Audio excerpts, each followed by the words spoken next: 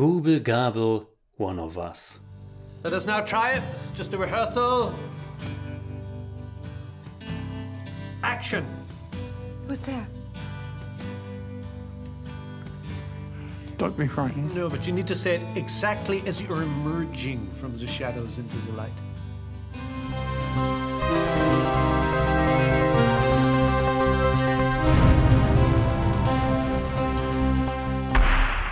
Servus Freunde, my name is Jimmy Cage, and one of the movies in last year's Halloween horror special was Todd Browning's extraordinary 1932 horror drama Freaks. Aaron Schimberg's Chained for Life can almost be regarded as a modern counterpart or thematic successor to some degree. At the very least, it's paying homage to it in a lot of indirect and also direct ways. I wish I could have included Chained for Life in this year's Halloween horror mayhem that I started with my review of The Lodge last week, and that will continue in full force starting on the 1st of October, so in 2 days. Being for the simple reason that I want to include as many fascinating and original films in that special as possible. And Chained for Life is certainly fascinating and original, but it would also feel wrong to include it because there's absolutely nothing horrifying about it. Aaron Schimberg, who wrote and directed the film, has created a very unique, tender arthouse melodrama that's also quite funny, challenging, and yet somehow very comforting to watch. The film begins with the Pauline Kael quote about beauty in movies, about the dazzling good looks of actors and actresses and how we are automatically drawn to it. In the course of the following 90 minutes, Chained for Life becomes its own reflection and filmic discourse about beauty, about representation, equality and compassion. The first real shot is a long continuous take through the corridor of a hospital, following an apparently beautiful woman from behind. Right from the get-go, the film promises a very organic, soft and film-grainy aesthetic in which the camera continuously moves and flows with our performers, and it fulfills that promise. The cinematography by Adam J. Minnick is quite enchanting, and the whole film almost exclusively contains of very long takes that let the actors unpack all their expressions in a beautiful way. As it is instantly revealed, that scene in the hospital is just a film in the film. The story of Chained for Life revolves around the shooting of a horror movie. The short synopsis on IMDb goes as follows. A beautiful actress struggles to connect with her disfigured co-star on the set of a European auteur's English language debut. This might be the basic premise, but it doesn't do the film justice in the slightest, I think. I'm not even sure if the word struggles really fits. It's more just the development of their relationship, a growing friendship even. As it is, there's actually really not much open conflict to be found in Chained for Life. Yet the movie is constantly negotiating its content with the audience, and I'm certain you will find yourself trying to find out how the characters, their actions and conversations are meant to be seen. Jess Weixler plays Mabel, who is the lead protagonist of the film, as well as the film in the film. That film is some kind of expressionist horror movie about a mad doctor and his many patients.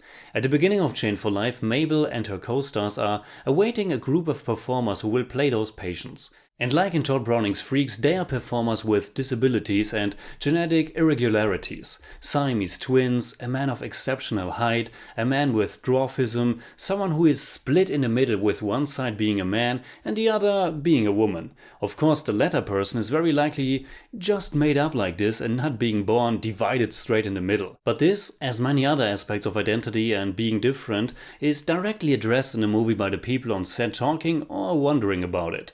It's a film that constantly deals with its own themes, and it could easily feel forced and heavy, but for some reason it doesn't. Instead, it's so pleasant and rewarding to watch. It has a beautiful flow, and like very few movies I've seen before, it constantly and gracefully moves between what's real and what's surreal. And there are more layers than just the world of the set and the world of the film in the film.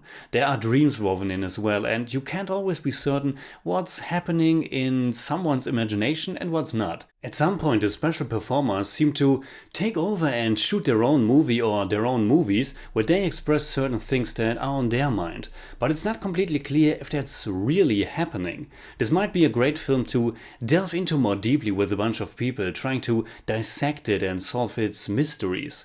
And even the real stuff on set is staged and filmed in a very heightened, very satirical fashion. It's a meta melodrama full of interesting characters and weird choices, of which almost all come together in a deeply fascinating, beautiful way. Yet it's quite hard for me to fully express what I adored so much about Chained for Life. It's definitely not a film that's easy to grasp and easy to describe, but what must be said is that Adam Pearson is a true marvel. Pearson is a British actor with neurofibromatosis, and he's also a strong advocate when it comes to anti-bullying campaigns. He plays Mabel's co-star Rosenthal, and honestly, before I went into the film, I kind of expected this to be a rather typical movie about an odd pairing, and how the woman and also the other people around them come to terms with his special appearance. Probably quite heartfelt and maybe a bit schmaltzy or even manipulative. Maybe he will be bullied at first, he will be an outsider, there might be super shattering moments where he's neglected, and later on everyone will see and accept his humanity. But Chained for Life isn't that movie. This isn't a retelling of The Elephant Man, but its very own take on the subject matter. The very first time we see Rosenthal is actually in a shot from afar. It's only in the film that his looks are exposed in a more expressionistic fashion, with him in a close-up emerging from the shadows. I feel almost a bit cheap that I used that shot for the review's opening, but of course it's another wonderful scene tackling the issue of how people like him are shown in pop culture. And again, Chained for Life isn't a dry lecture, but a really fun and super charming film, and while the Pauline Kael quote told us how beautiful actors have a clear benefit for being on screen, it's Adam Pearson's nuanced and warm performance that will steal your heart. And he has such a great and unique voice as well. Stephen Plunkett is playing Max, who is playing the Mad Doctor in the film, and he seems to be quite full of himself. Naturally, I never fully trusted him and always expected him to be kind of a douchebag. There's an early scene where he wants to take a picture with Rosenthal, and I guess we are kind of conditioned to immediately jump to the conclusion that he's exploiting him, taking a picture with the freak. But Chained for Life doesn't make those easy points. Instead, it lets you decide how to see scenes like that. Filmmaker Aaron Schimberg doesn't expose his cast at any point. Instead, he has crafted a wonderful film about equality, representation, compassion, and above all, it's full of references, and yet it's its very own unique thing. So, in German I'd say, es fällt mir wirklich nicht leicht zu beschreiben, warum mich Chained for Life so begeistert hat, aber es hat sicherlich etwas mit Aaron Schimbergs wundervoller Regie, seinem Gespür für das Surreale und der tollen Leistung von Adam Pearson zu tun. I give Chained for Life 8 out of 10. It's more like 7.9, but I don't do that. See? Acting. Why am I standing in the shadows?